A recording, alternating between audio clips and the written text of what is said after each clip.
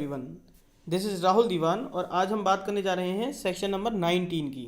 Section number 19 जो है वो हमें पता है पावर ऑफ द कोर्ट के चिल्ड्रन कोर्ट के बारे में बताता है। मतलब चिल्ड्रन कोर्ट्स की जो पावर्स हैं उनके बारे में बताता है सेक्शन नंबर 19 कि क्या क्या पावर्स हैं चिल्ड्रन कोर्ट्स के पास। तो हम सेक्शन 19 को पढ़ने से पहले ये तो जान लें कि चिल्ड्रन कोर्ट होता क्या है, कौन से होते हैं चिल्ड्रन कोर्ट्स। तो उसके बारे में हमें सेक्शन 2 जो डेफिनेशन क्लॉज है उसका जो सब सेक्शन 20 है उसके अंदर चिल्ड्रन कोड की डेफिनेशन को बताया हुआ है। देखिए ये रहा चिल्ड्रन कोड की डेफिनेशन सेक्शन सब सेक्शन 20 में क्या कहती है। Children codes means a code establish under the commission for the protection of child rights act 2005 और special code under the protection of the children from sexual offences act 2012। क्या मतलब है इसका, इसने ये बता दिया कि भाई दो एक्ट हैं जिनके अंदर इसके बारे में एस्टेब्लिशमेंट के बारे में बता रखा है, चिल्ड्रन कोर्ट के एस्टेब्लिशमेंट के बारे में। एक तो है commission for the protection of the child rights act 2005 का एक्ट है, ठीक है, ये रहा ये एक्ट है जिसके अंदर इस चिल्ड्रन कोर्ट की डेफिनेशन बता रखी है। कौन सा सेक्शन बता रखी है वहां पे, सेक्शन नंबर 25 में, ठीक है। और ऐसे ही पॉक्सो एक्ट है, ठीक है, जो जहाँ पर बच्चों के साथ कोई अगर उनके अगेंस्ट कोई ऑफेंस कमिट किए जाते हैं, उनके राइट्स का वायलेशन किया जाता है, तब तो ये एक्ट लगता है protection for the child rights act. लेकिन उनके साथ बच्चों के साथ कोई गलत काम किया जाता है, मतलब ये भी उनके राइट्स को भी प्रोटेक्ट करता है। लेकिन उनके साथ कोई सेक्सुअल ऑफेंसेस किए जाते हैं, उनके अगेंस्ट कोई क्राइम किया जाता है, हीनियस सीरियस जिस तरीके का किया जाता है, तो वहाँ पर पॉक्सो एक्ट यूज़ होता है, ठीक है। तो वहाँ पर भी एज अ स्पेशल कोर्ट माना गया है चिल्ड्रन कोर्ट को ही, ठीक है। तो इसकी जो डेफिनेशन है वहाँ पर कहाँ बता रखी है, सेक्शन 28 में बता रखी है, ठीक है। पॉक्सो एक्ट में कहाँ बता रखी है, सेक्शन 28 में, और चाइल्ड राइट्स एक्ट में बता रखी है 25 में, ठीक है। तो ये जो सेक्शन 25 और 28 में जो डेफिनेशन बता रखी है चिल्ड्रन कोर्ट के बारे में वहाँ पे पढ़ लेना। और ये काफ़ी इंपॉर्टेंट डेफिनेशन है क्योंकि इनडायरेक्टली भी पूछे जाते हैं क्वेश्चन, ऐसा नहीं है कि आपसे सीधे डायरेक्टली क्वेश्चन पूछ लिए जाएं किसी भी एग्जाम के अंदर। तो आपसे पूछे जा सकते हैं भाई चाइल्ड राइट में चिल्ड्रन कोड के बारे में कहाँ कहाँ डिफाइन कर रखा है, कौन कौन से सेक्शंस हैं। तो जैसे कि मैंने बताया आपको कि ये जो चाइल्ड राइट्स एक्ट है प्रोटेक्शन के लिए, वहाँ पे तो सेक्शन 25 था और पॉक्सो एक्ट के अंदर 28 है, ठीक है। अब जनरली ये जो चिल्ड्रन कोड बनाए गए हैं उनका पर्पस क्या है, इनका पर्पस है कि जिससे बच्चों को क्या हो सके, स्पीडी ट्रायल से, जो कि उन बच्चों के साथ उनके राइट्स के साथ जो बच्चे हैं उनके राइट्स के का जो वायलेशन हुआ है, उनके अगेंस्ट जो ऑफेंसेस कमिट हुए हैं उनका स्पीडी ट्रायल किया जा सके, इसलिए चिल्ड्रन कोर्ट्स का निर्माण किया गया है, ठीक है। अब ये जो चिल्ड्रन कोर्ट्स होते हैं ये स्टेट गवर्नमेंट के द्वारा बनाए जा सकते हैं और chief justice of high court जो है, ठीक है, उनके कंकरेंस में लिए जाते हैं, मतलब उनकी कंसल्ट ली जाती है, उनसे बातचीत की जाती है कि भाई ऐसे ऐसे हमें अपने उसमें कुछ चिल्ड्रन कोर्ट्स बनाने। और ये बात जो है वो सेक्शन 25 में बताई हुई है, ठीक है। फिर वहाँ पर ज़्यादातर क्या होता है, जो ये सेशन कोर्ट होते हैं ना, कोर्ट ऑफ सेशन, उन्हीं को ये डेजिग्नेशन दिया जाता है कि भाई आप ही चिल्ड्रन कोर्ट की तरह काम करना, आपको सारी पावर, जो आपके पास पावर है वो चिल्ड्रन कोर्ट के पास जो पावर होंगी वो सेशन कोर्ट को पावर दी जाती है कि भाई आपके पास ही आप ही सारे काम करना, ठीक है।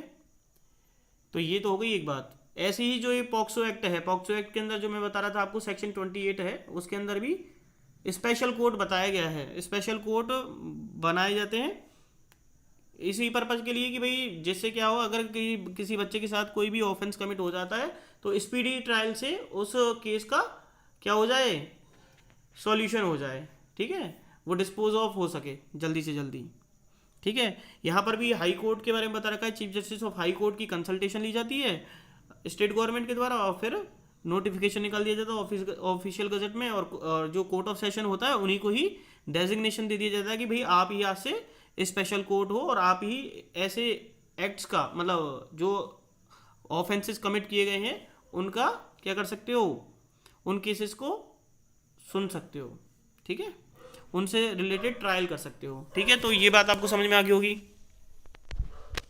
ठीक है।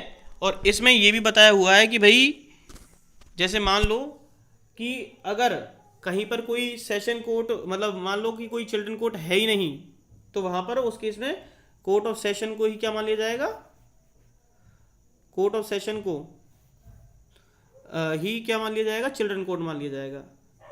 आपको ये सारी बातें समझ में आ गई होंगी। अब हम देखते हैं यहाँ पर आगे ये क्या कह रहा है। ये जो सेक्शन है पर्टिकुलर, ये क्या कह रहा है, वेयर एवर एग्जिस्ट, जहाँ कहीं भी ये एग्जिस्ट करते हैं।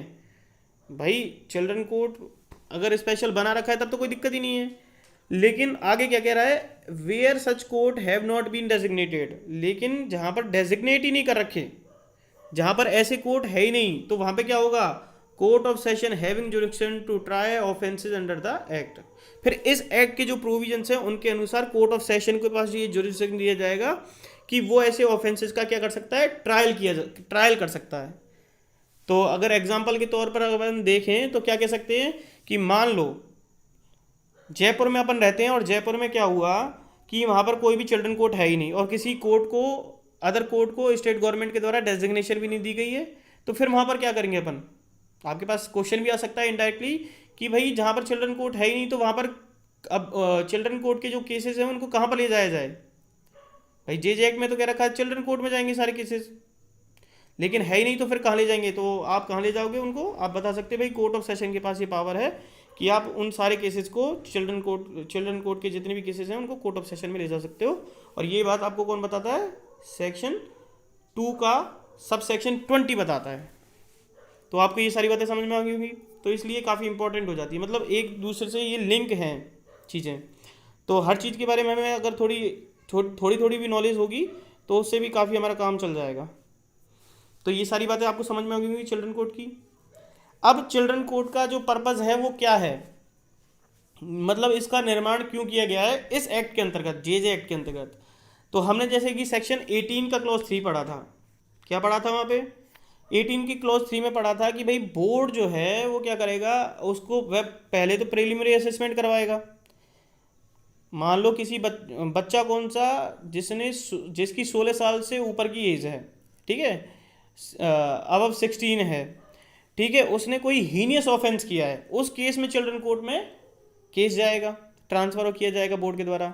तो अब मान लो कि कोई बच्चा 16 साल से ऊपर का है और बोर्ड को लग रहा है कि भाई इसका प्रिलिमिनरी असेसमेंट करा जाए क्योंकि इसने हीनियस ऑफेंस कमिट किया है, ठीक है, सेक्शन 15 के अकॉर्डिंग वो उसका क्या कर लेगा, प्रिलिमिनरी असेसमेंट करेगा। अब ये असेसमेंट क्यों किया जा रहा है, क्योंकि उस बच्चे की मैच्योरिटी देखी जा रही है। अब मैच्योरिटी किस लेवल पे होगी कि भाई वो ऑफेंसेस के जो नेचर ऑफ ऑफेंस समझता है कि नहीं समझता, कि भाई ऑफेंस का नेचर क्या है, जो ऑफेंस उसके द्वारा कमिट किया गया है उसका कॉन्सिक्वेंसेस क्या रहे हैं, उसके बारे में उसको अंडरस्टैंडिंग है भी या नहीं है। इन सब बातों को वो प्रिलिमिनरी असेसमेंट में देखता है बोर्ड, ठीक है, क्योंकि भाई 16 साल का बच्चा है, 16 साल या 16 साल से ऊपर का बच्चा है, तो कम से कम उसकी मैच्योरिटी लेवल तो होगी ना जिस तरीके का उसने हीनियस ऑफेंस कमिट किया है। तो उन सब बातों को देख करके बोर्ड अपनी असेसमेंट लेता है और रिपोर्ट तैयार कर लेता है, ठीक है, खुद करता है ये सारे काम। कौन करता है, बोर्ड करता है, जुवेनाइल जस्टिस बोर्ड, जे बोर्ड कहते हैं जिसे अपन शॉर्ट फॉर्म में।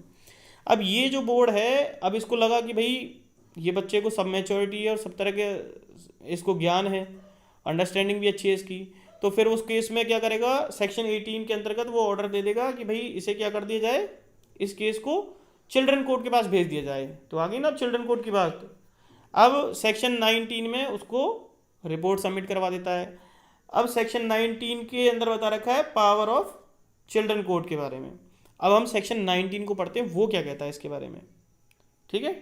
तो आपको ये सारी बातें समझ में आ गई होगी। सेक्शन 19 के अंदर ये सारी बात बता रखी है। अब यहाँ पर अपन को एक डेफिनेशन और दे रखी है सेक्शन 19 सब सेक्शन 19 के अंदर, सेक्शन 2 का सब सेक्शन 19 है जिसमें चिल्ड्रन होम की डेफिनेशन दे रखी है। इसको भी पढ़ लेते हैं, हाथ किया तो जब डेफिनेशन दिखी रही है सामने, तो क्या मतलब है चिल्ड्रन होम का, जनरली हम क्या समझते हैं इसके बारे में। चिल्ड्रन होम के बारे में हम समझते हैं कि जहाँ पर बच्चे रहते हैं जिनको केयर और प्रोटेक्शन की आवश्यकता होती है, मतलब ऐसे जो कि मान लो कि कहीं गुमशुदा हो जाते हैं, तो ऐसे बच्चों को अपन चिल्ड्रन होम में जनरली कहते हैं कि भाई चिल्ड्रन होम में ले जाओ इस बच्चे को। तो ये एक जनरली डेफिनेशन है। और ये क्या बताती है, लॉ के अकॉर्डिंग चिल्ड्रन होम होते क्या हैं। तो चिल्ड्रन होम जो कि इस्टेब्लिश किए जाते हैं स्टेट गवर्नमेंट के द्वारा, ये मेंटेन भी स्टेट गवर्नमेंट के द्वारा किए जाते हैं, और ये हर डिस्ट्रिक्ट में होते हैं जनरली, या मान लो छोटी छोटी डिस्ट्रिक्ट होती है तो ग्रुप ऑफ डिस्ट्रिक्ट के अंदर भी हो सकते हैं ये, ठीक है। और ये एनजीओज के द्वारा भी ये इस्टेब्लिश किए जा सकते हैं। ऐसा नहीं है कि भाई स्टेट गवर्नमेंट की जिम्मेदारी बनती है, ये एनजीओज भी करते हैं ऐसे काम। और ये जो चिल्ड्रन कोर्ट्स होंगे, चिल्ड्रन होम्स होंगे, ये रजिस्टर्ड भी होते हैं। ठीक है, इनको रजिस्टर्ड करना ज़रूरी है, क्योंकि फिर बच्चों की कैलकुलेशन का और ये एडमिनिस्ट्रेशन का बहुत ज़्यादा प्रोसेस होता है, तो इनको रजिस्टर्ड भी कंपलसरी ये करना। ठीक है, और इसके बारे में सेक्शन 15 में बताया हुआ है। जब सेक्शन 15 पढ़ेंगे तो वहाँ पे इस बात के बारे में बात करेंगे। अब हमने चिल्ड्रन कोर्ट के बारे में पढ़ लिया, चिल्ड्रन होम के बारे में पढ़ लिया। अब हम पढ़ते हैं सेक्शन 19 के अंदर, जो कि बहुत ही इंपॉर्टेंट सेक्शन है। ठीक है, सेक्शन 19 जो हमें क्या बताता है, चिल्ड्रन कोर्ट की पावर्स बताता है। ठीक है, अब हम पढ़ते हैं सेक्शन 19 को।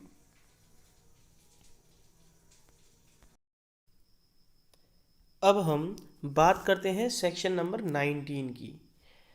19 का सेक्शन नंबर 19 क्या कहता है, powers of the children court. ये मतलब चिल्ड्रन कोर्ट्स की पावर्स के बारे में बात करता है कि चिल्ड्रन कोर्ट के पास क्या क्या पावर्स हैं। जैसा कि हमने सेक्शन 18 के क्लॉज 3 में देखा। क्या देखा सेक्शन 18 के क्लॉज 3 में हमने, कि भाई वहाँ पे बता रखा था कि भाई जो बोर्ड है वो क्या कर सकता है, प्रिलिमिनरी असेसमेंट करवा करके क्या कर सकता है, वो सेक्शन 15 के अकॉर्डिंग जब प्रिलिमिनरी असेसमेंट करवाएगा तो उसे लगेगा कि भाई बच्चे में मैच्योरिटी है ऑफेंस का नेचर समझने की, ऑफेंस के कॉन्सिक्वेंसेस को समझने की। तो फिर कहेगा कि भाई इस बच्चे को एज अ अडल्ट की तरह ट्रीट किया जाए, उसका ट्रायल जो हो वो एज अ अडल्ट की तरह हो, है ना बच्चे का। तो फिर वो क्या करेगा, उसे चाहे तो चिल्ड्रन कोर्ट के पास भेज देगा। ये हमने सारा पढ़ा था सेक्शन 18 के क्लॉज 3 में। तो अब चिल्ड्रन कोर्ट के पास जब भेजेगा तो चिल्ड्रन कोर्ट के पास क्या क्या पावर है उसका ट्रायल करने के लिए, उसके बारे में यहाँ सेक्शन 19 में बताया हुआ है। तो पढ़ते हैं हम इसके क्लॉज 1 को पहले। After the receipt of the preliminary assessment from the board under section 15। अब जैसे ही बोर्ड के द्वारा प्रिलिमिनरी असेसमेंट कर लिया जाएगा, उसके बाद चिल्ड्रन कोर्ट क्या कर सकता है, डिसाइड कर सकता है। क्या डिसाइड करेगा, there is a need for a trial of the child as an adult as per the provision of CRPC 1973। अब चिल्ड्रन कोर्ट, भाई बोर्ड ने तो अपनी तरफ से असेसमेंट कर लिया, कोई दिक्कत नहीं है, बोर्ड ने फिर चिल्ड्रन कोर्ट के पास भेज दिया तब भी कोई दिक्कत नहीं है। अब चिल्ड्रन कोर्ट का भी तो कोई फर्ज बनता है ना कुछ काम करने का। तो अब यहाँ पर चिल्ड्रन कोर्ट खुद डिसाइड करेगा कि भाई इस बच्चे को आवश्यकता है भी कि नहीं है एज अ अडल्ट की तरह ट्रायल करने की। ठीक है, तो यहाँ पर वो खुद देखेगा इस बात को कि भाई जो CRPC के प्रोविजंस के अंतर CRPC के जो प्रोविजंस हैं 1973 के, उसके प्रोविजंस के अंतर्गत बच्चे का जो ट्रायल है वो एज अ अडल्ट की तरह करने की आवश्यकता है भी या नहीं है, इस बात को कौन डिसाइड करेगा, चिल्ड्रन कोर्ट डिसाइड करेगा। और क्या करेगा, पास करेगा एप्रोप्रिएट ऑर्डर्स। और ये पास कब करेगा, इन एप्रोप्रिएट ऑर्डर्स को कब पास करेगा ये चिल्ड्रन कोर्ट, आफ्टर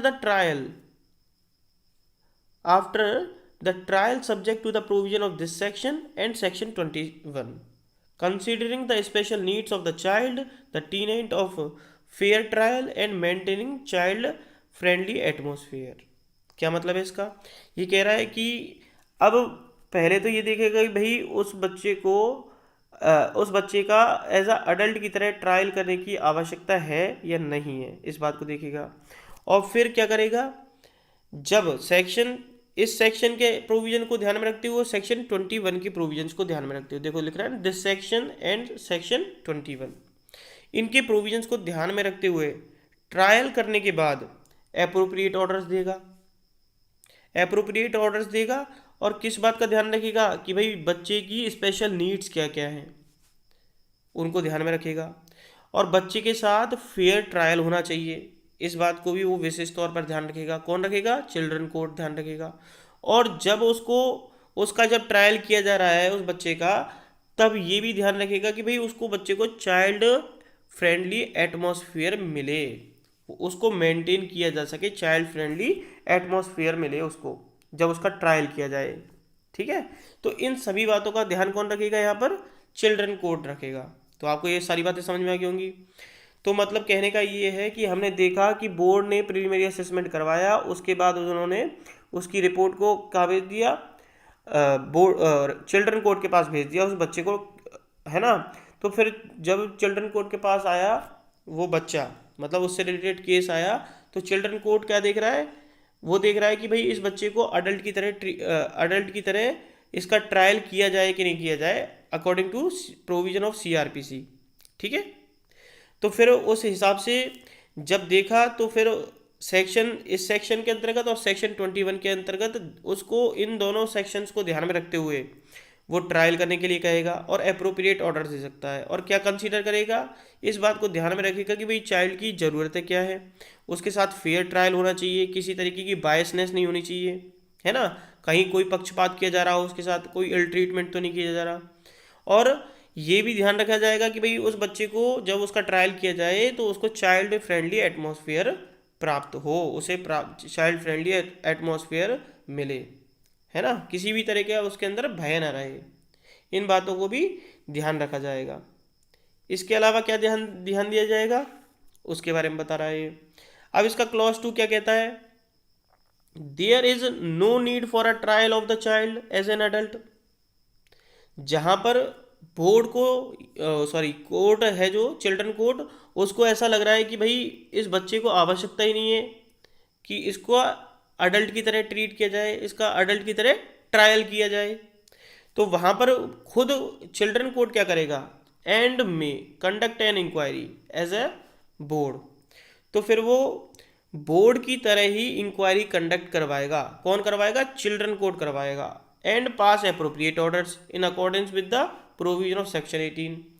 और फिर क्या करवाएगा, बोर्ड की तरह ही अप्रोप्रिएट ऑर्डर्स भी दे सकता है जो सेक्शन 18 में बताए हुए हैं। और सेक्शन 18 हमने पढ़ाई था, वहाँ पर बोर्ड की पावर्स बता रखी थी ना कि बोर्ड क्या कर सकता है, ऑर्डर्स दे सकता है। अगर कि कोई भी बच्चा दोषी पाया जाता है तो उससे रिलेटेड ऑर्डर्स दे सकता था।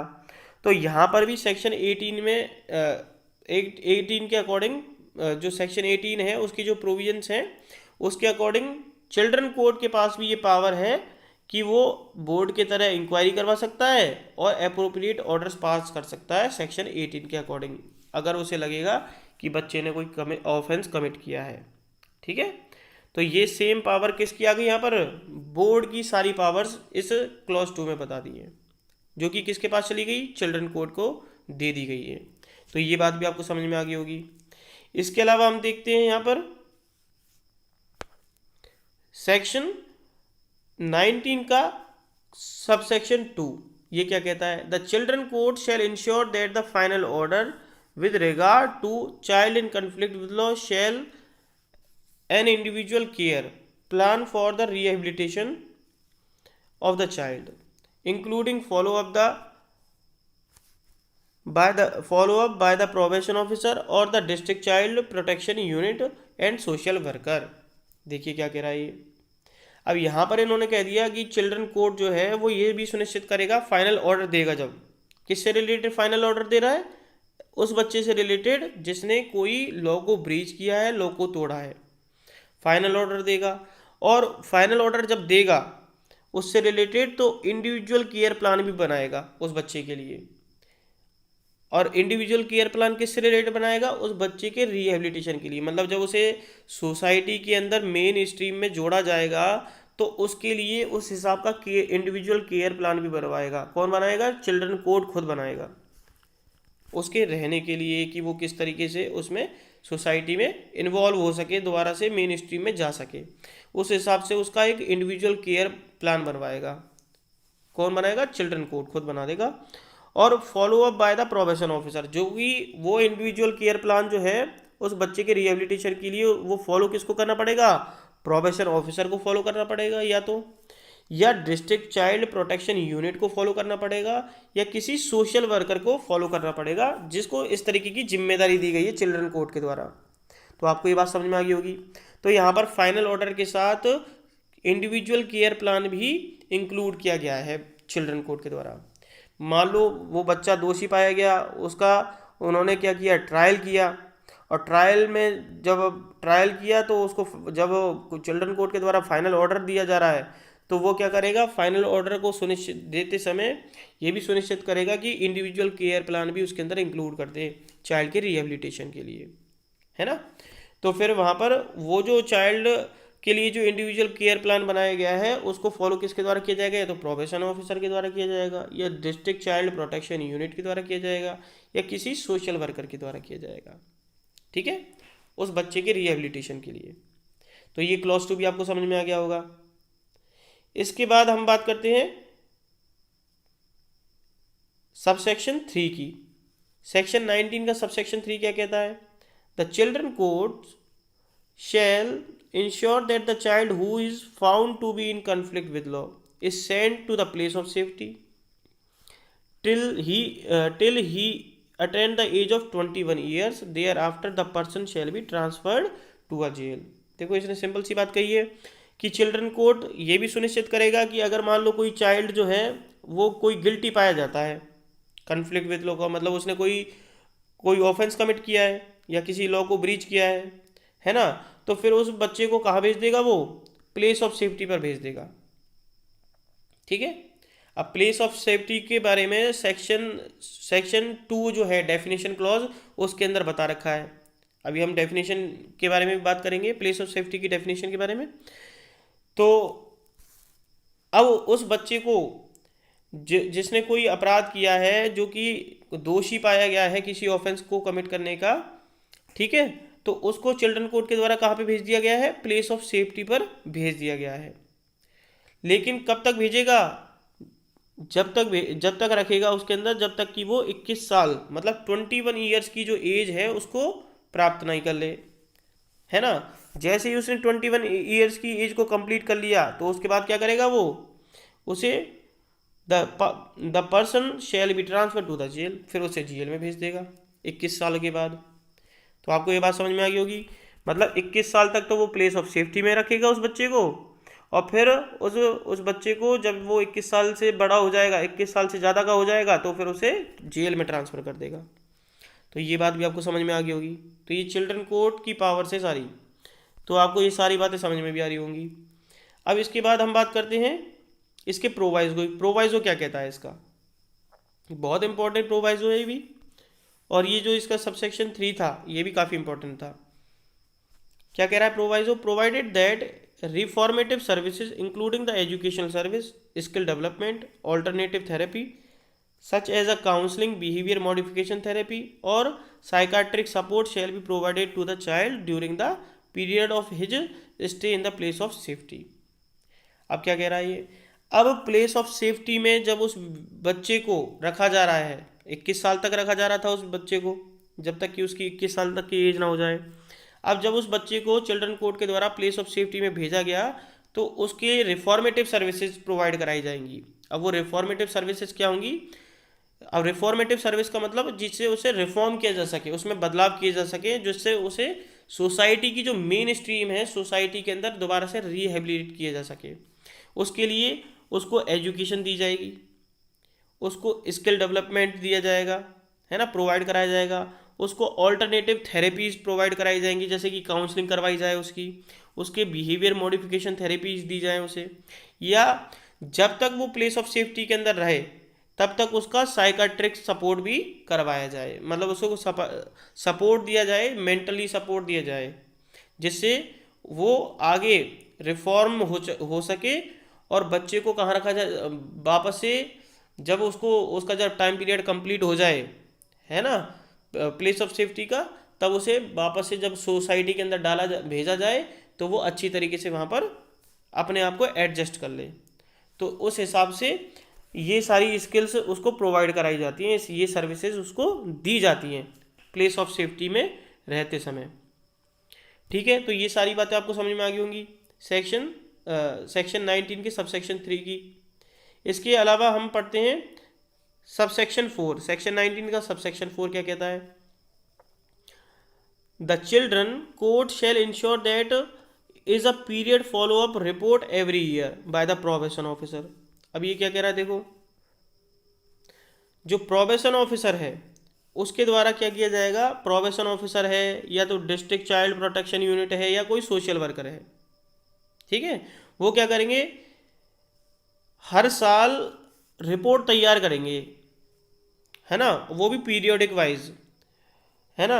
और इस बात को सुनिश्चित कौन करेगी, चिल्ड्रन कोर्ट सुनिश्चित करेगी कि भाई एक प्रोबेशन ऑफिसर या डिस्ट्रिक्ट चाइल्ड प्रोटेक्शन यूनिट या सोशल वर्कर के द्वारा क्या की जाए, हर साल एक पीरियोडिक रिपोर्ट बनाई जाए उस बच्चे के बिहेवियर को लेकर के, जो कि प्लेस ऑफ सेफ्टी में भेजा गया था ना, उसके लिए। देखिए लिख रहा है as required to evaluate the progress of the child, child की प्रोग्रेस क्या है in the place of safety, place of safety में जहाँ पर उसको रखा गया है उस बच्चे को, वहाँ पर अब वो उसका कंडक्ट कैसा है, उसका बिहेवियर कैसा है, उनको जांचने परखने के लिए एक रिपोर्ट तैयार की जाती है हर साल। और वो किसके द्वारा तैयार की जाएगी, प्रोबेशन ऑफिसर या डिस्ट्रिक्ट चाइल्ड प्रोटेक्शन यूनिट के द्वारा या सोशल वर्कर के द्वारा। और इस चीज़ को सुनिश्चित कौन करेगा, चिल्ड्रन कोर्ट खुद सुनिश्चित करेगा, लिख रहा है ना, चिल्ड्रन कोर्ट शैल इंश्योर, ठीक है। और क्या चीज़ सुनिश्चित करेगा children court, to ensure that there is no ill treatment to the child in any form. और ये भी सुनिश्चित करेगा चिल्ड्रन कोर्ट कि भाई जिस बच्चे को हमने प्लेस ऑफ सेफ्टी में भेजा है, कहीं उसके साथ कोई इल ट्रीटमेंट तो नहीं हो रहा, कोई दुर्व्यवहार तो नहीं हो रहा उस बच्चे के साथ किसी भी तरीके का। तो इस चीज़ को भी कौन सुनिश्चित करेगा, चिल्ड्रन कोर्ट खुद सुनिश्चित करेगा। और इन सब चीज़ों की रिपोर्ट हर साल मंगवाएगा प्रोबेशन ऑफिसर के द्वारा या किसी डिस्ट्रिक्ट चाइल्ड प्रोटेक्शन यूनिट के द्वारा या किसी सोशल वर्कर के थ्रू, ठीक है। जो जिस तरह की उसकी प्रोग्रेस है उस आधार पर उसकी रिपोर्ट तैयार की जाएंगी, ठीक है। तो ये था अपना सेक्शन 19 का क्लॉज 4। इसके अलावा हम पढ़ते हैं सेक्शन सबसेक्शन 5, वो क्या कहता है उसे देख लेते हैं। सबसेक्शन 5 कह रहा है the report under subsection 4 shall be forwarded to the children's court for record follow up as may be required. अब ये जो सबसेक्शन 4 में रिपोर्ट बनाई जाएगी ना, किसके द्वारा, प्रोबेशन ऑफिसर के द्वारा, डिस्ट्रिक्ट प्रोटेक्शन यूनिट के द्वारा या सोशल वर्कर के द्वारा। जो प्रोग्रेस रिपोर्ट जो बच्चे की बनाई जा रही थी हर साल, वो किसको फॉरवर्ड करी जाएगी, चिल्ड्रंस कोर्ट को फॉरवर्ड की जाएगी, जिससे वो रिकॉर्ड रख सके, ठीक है। तो यहाँ पर हमें क्या चीज़ समझ में आ गई कि भाई चिल्ड्रन कोर्ट जो है वो खुद सुनिश्चित करेगा पहले तो कि भाई बच्चे की प्रोग्रेस क्या है, इन सब चीज़ों को देखेगा प्लेस ऑफ सेफ्टी पे, कहीं उसके साथ कोई इल ट्रीटमेंट तो नहीं किया जा रहा। और जो एक रिपोर्ट हर साल बनाई जाएगी वो प्रोफेसर ऑफिसर के द्वारा, डिस्ट्रिक्ट प्रोटेक्शन यूनिट के द्वारा या सोशल वर्कर के द्वारा बनाई जाएगी।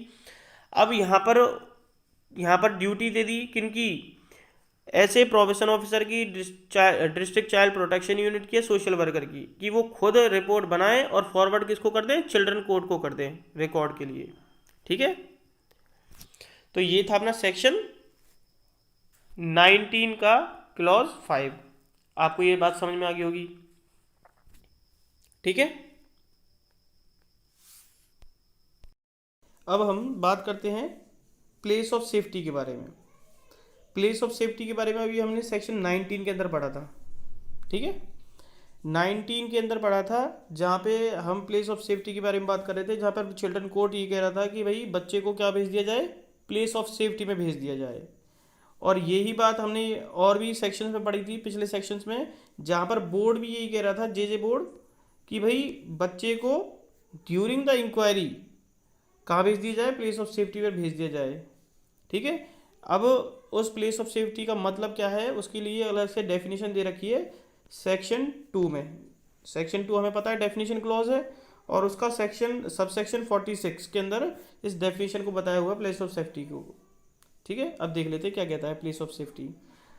इट मीन्स एनी प्लेस और institution not being a police lockup और जेल, ठीक है। अब इसका मतलब हमें क्या पता चल गया, यहाँ पे आपसे पूछा जा सकता है क्या प्लेस ऑफ सेफ्टी कोई पुलिस लॉकअप या जेल है, तो आप क्या कह सकते हो कि भाई सब प्लेस ऑफ सेफ्टी जो है ना तो वो एक कोई लॉकअप हो सकता है और ना ही जेल हो सकता है। तो इसका मतलब क्या है कि आपको अगर कोई चिल्ड्रन को किसी बच्चे को पुलिस के द्वारा पकड़ लिया जाता है, क्या वो लॉकअप में उसे बंद कर सकता है या किसी जेल में बंद कर सकता है, नहीं कर सकता। वो आपको प्लेस ऑफ सेफ्टी पे भेजेगा। इसके बारे में हमने पहले भी पिछले सेक्शन में पढ़ा था कि भाई किसी भी बच्चे को, चाहे उसने किसी भी तरीके का अपराध किया हो, उसे ना तो लॉकअप में रखा जाएगा और ना ही जेल में रखा जाएगा। इसके बारे में हमने पहले भी पढ़ लिया। तो यहाँ पर अपन को क्या पता चल रहा है कि कोई जगह भी हो सकती है, कोई इंस्टीट्यूशन भी हो सकता है, लेकिन वो ना तो पुलिस लॉकअप होगा और ना ही कोई जेल होगी। और ये जो इंस्टीट्यूशन या कोई प्लेस है, जिसको अपन प्लेस ऑफ सेफ्टी कह रहे हैं, वो इस्टेब्लिश या तो सेपरेटली किए जा सकते हैं, मतलब अलग से ही कोई इंस्टीट्यूशन बनाया जा सकता है जिसका जो कि सेपरेटली प्लेस ऑफ सेफ्टी हो सकता है ना। और attach to an observation home, अब ये ऐसे भी प्लेस ऑफ सेफ्टी वाली जगह हो सकती हैं जो कि ऑब्जर्वेशन जो होम है उनके साथ अटैच भी हो सकती है, मतलब वहाँ पे ऑब्जर्वेशन होम भी है और प्लेस ऑफ सेफ्टी की भी जगह है, ठीक है, दोनों हो सकते हैं। और स्पेशल होम, या वो स्पेशल होम के साथ भी अटैच हो सकता है, मतलब वहाँ पर प्लेस ऑफ सेफ्टी वाली जगह भी है और स्पेशल होम भी है, ठीक है, तो ये दोनों हो सकते हैं। और इन प्लेस ऑफ सेफ्टी के अंदर कौन होता है? The person in charge of which is willing to receive और take care of the children alleged to और found to be in conflict with law. अब इनके अंदर एक इंचार्ज पर्सन होता है ना, जिसको अथॉरिटी दी जाती है कि वो क्या कर सकता है, या तो खुद रिसीव कर सकता है किसी भी चिल्ड्रन को जिसके ऊपर आरोप लगाए गए हैं किसी कन्फ्लिक्ट विद लॉ की, किसी भी कन्फ्लिक्ट करने का, मतलब लॉ का किसी ने कन्फ्लिक्ट किया है और उस चीज़ का आरोप लगाया है। अब लॉ का कन्फ्लिक्ट करने से मतलब है कि मतलब उसने आईपीसी के अंदर कोई ऑफेंस कमिट कर दिया है या उसने किसी लॉ का ब्रीच कर दिया है, तो वो उसके ऊपर इस तरीके का आरोप लगा है या उसको आरोप करते हुए उस पर मतलब पाया गया है, found to be in conflict with law का मतलब उस पर आरोप सिद्ध हो चुके हैं, वो दोषी करार कर दिया गया है बोर्ड के द्वारा या किसी चिल्ड्रन कोर्ट के द्वारा, ठीक है। तो उन सबको, उन सारे बच्चों को कहाँ भेजा जा सकता है? प्लेस ऑफ सेफ्टी में भेजा सकता है, और चिल्ड्रन पर्सन इन चार्ज के पास वो प्लेस ऑफ सेफ्टी में वो उन बच्चों को ले जा सकता है और कहाँ रखेगा? प्लेस ऑफ सेफ्टी में रखेगा। और ये किसके ऑर्डर पे हो सकता है? या तो बोर्ड के ऑर्डर पे भी कर सकता है, सब वो खुद तो कर ही सकता है, ठीक है, पर्सन इन चार्ज, देख रहा है ना, his which is willing to receive, खुद तो ऐसा कर ही सकता है कि खुद ले जाए उन बच्चों को, और बोर्ड के ऑर्डर पे भी ऐसा कर सकता है और चिल्ड्रन कोर्ट के ऑर्डर पे भी ऐसा कर सकता है कि उनको प्लेस ऑफ सेफ्टी में ले जा सकता है ऐसे बच्चों को, बोथ ड्यूरिंग द इंक्वायरी, और चाहे वो बोर्ड की इंक्वायरी हो रही हो चाहे वो चिल्ड्रन कोर्ट के द्वारा इंक्वायरी करवाई जा रही हो, उस दौरान दोनों में ही क्या कर सकता है, ऐसे बच्चे को प्लेस ऑफ सेफ्टी में रखा जा सकता है। And on going rehabilitation after having been found guilty for a period, और जितने टाइम पीरियड के लिए वो गिल्टी पाया गया है उसमें रखने के बाद उसे बाद में क्या कर सकते हैं, उसे रिहेबिलिटेट भी कर सकते हैं। कहने का मतलब ये, मान लो बोर्ड ने सजा सुनाई कि भाई साहब इसको, इस बच्चे को आपको प्लेस ऑफ सेफ्टी में 3 साल के लिए रखना है, अब 3 साल उसके कंप्लीट हो गए तो अब थोड़ा ना रखेंगे उसे, तो वो प्रॉपर थोड़ा ना होगा, ठीक है ना। तो फिर उसको क्या कर दिया जाएगा, उसके बाद रिहेबिलिटेट कर दिया जाएगा, उसको वहाँ से निकाल के सोसाइटी में वापस से या उसके घर भेज दिया जाएगा, ठीक है।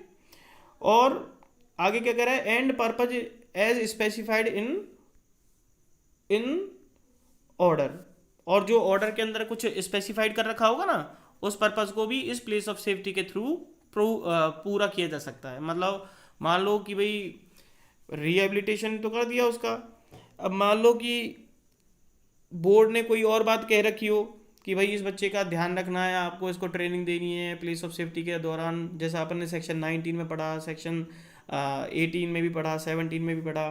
तो अगर इस तरीके की कोई बात बता रखी है तो उन सारे पर्पज़ों को प्लेस ऑफ सेफ्टी के थ्रू पूरा किया जा सकता है। और पूरा करने के बाद मतलब बच्चे को वहाँ पर रखेंगे, चाहे वो इंक्वायरी के दौरान भी रखा जा सकता है उसे, और अगर वो गिल्टी पाया गया है तो उसको पर्टिकुलर टाइम पीरियड जो बता रखा है, जो बोर्ड के द्वारा या चिल्ड्रन कोर्ट के द्वारा ऑर्डर दिया गया है, उस टाइम पीरियड के लिए रखा जाएगा, और उस टाइम पीरियड के पूरा होने के बाद उसे रिहेबिलिटेशन भी कर दिया जाएगा उसका, मतलब उसे वापस घर भेज दिया जाएगा उसके, ठीक है।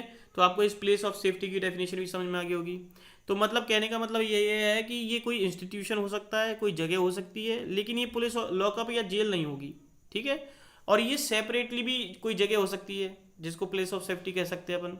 और अगर चाहें तो मतलब ऐसी कोई जगह है कि वहाँ पर कोई इतनी पर्टिकुलर जगह नहीं है प्लेस ऑफ सेफ्टी के लिए, तो सेपरेटली तो उसे रख नहीं सकते, तो हमने क्या करा, उसे ऑब्जर्वेशन होम के साथ जोड़ दिया, अटैच भी कर सकते हैं उसके साथ, या किसी स्पेशल होम के साथ भी उसे अटैच कर सकते हैं ऐसे प्लेस ऑफ सेफ्टी को, ठीक है।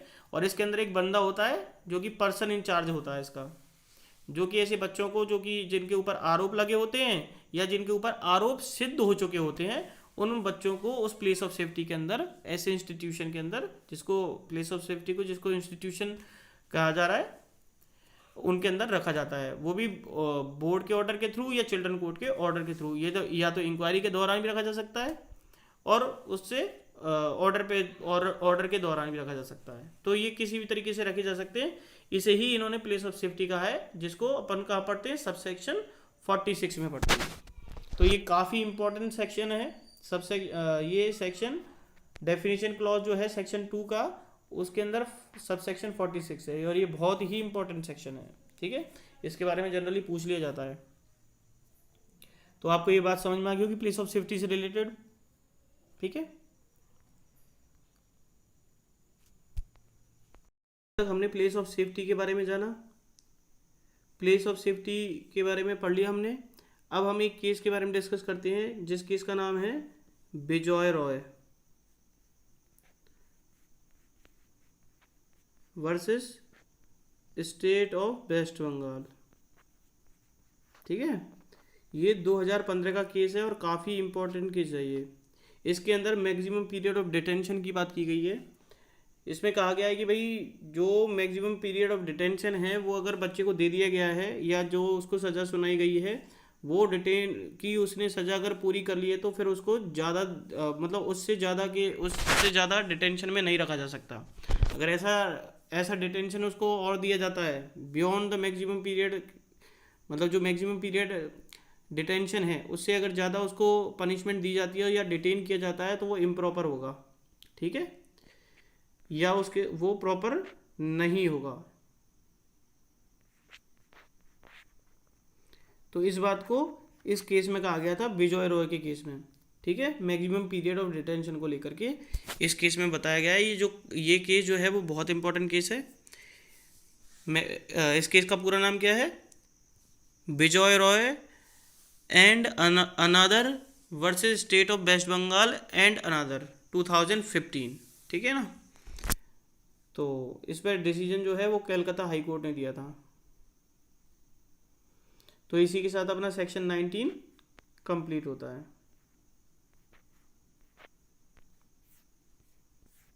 ठीक है।